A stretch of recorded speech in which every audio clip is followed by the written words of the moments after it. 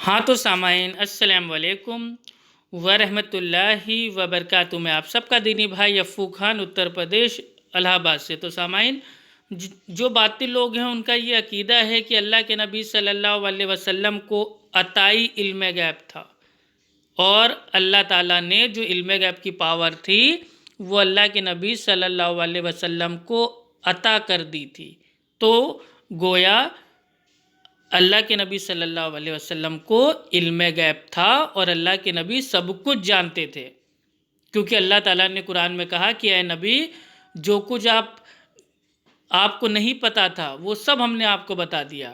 تو یہ باطل لوگ پیش کرتے ہیں، اور اب ہم ان کے سامنے اللہ کے نبی صلی اللہ علیہ وسلم کی جو حدیث ہے وہ پیش کرنے والے ہیں۔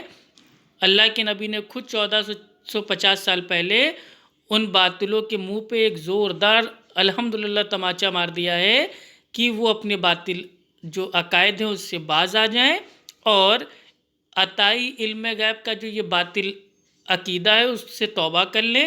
آئیے اسٹارٹ کرتے ہیں۔ عبداللہ بن دینار نے بیان کیا، اور ان سے عبداللہ بن عمر رضی اللہ عنہ نے، کہ رسول اللہ صلی اللہ علیہ وسلم نے فرمایا کہ غیب کی 5 کنجیاں ہیں جنہیں اللہ تعالیٰ کے سوا اور کوئی نہیں جانتا۔ کسی کو نہیں معلوم کہ کل کیا ہونے والا ہے، کوئی نہیں جانتا کہ ماں کے پیٹ میں کیا ہے، لڑکا یا لڑکی، کل کیا کرنا ہوگا اس کا کسی کو علم نہیں، نہ کوئی یہ جانتا ہے کہ اسے موت کس جگہ آئے گی، اور نہ کسی کو یہ معلوم کہ بارش کب ہوگی۔ صحیح بخاری حدیث نمبر 1039۔ نعرے تکبیر، اللہ اکبر، الحمدللہ۔ باطلوں کا منہ کالا ہو گیا، اور اللہ کے نبی نے خود ہی الحمدللہ اپنی حدیث کے ذریعے یہ اعلان کر دیا کہ کوئی نہیں جانتا ان چیزوں کا علم، یعنی کہ ان چیزوں کا جو علم ہے، جو 5 جو باتیں آئی ہیں اس حدیث میں، جو اس کا علم ہے وہ صرف اور صرف اللہ سبحانہ و تعالیٰ کو ہے۔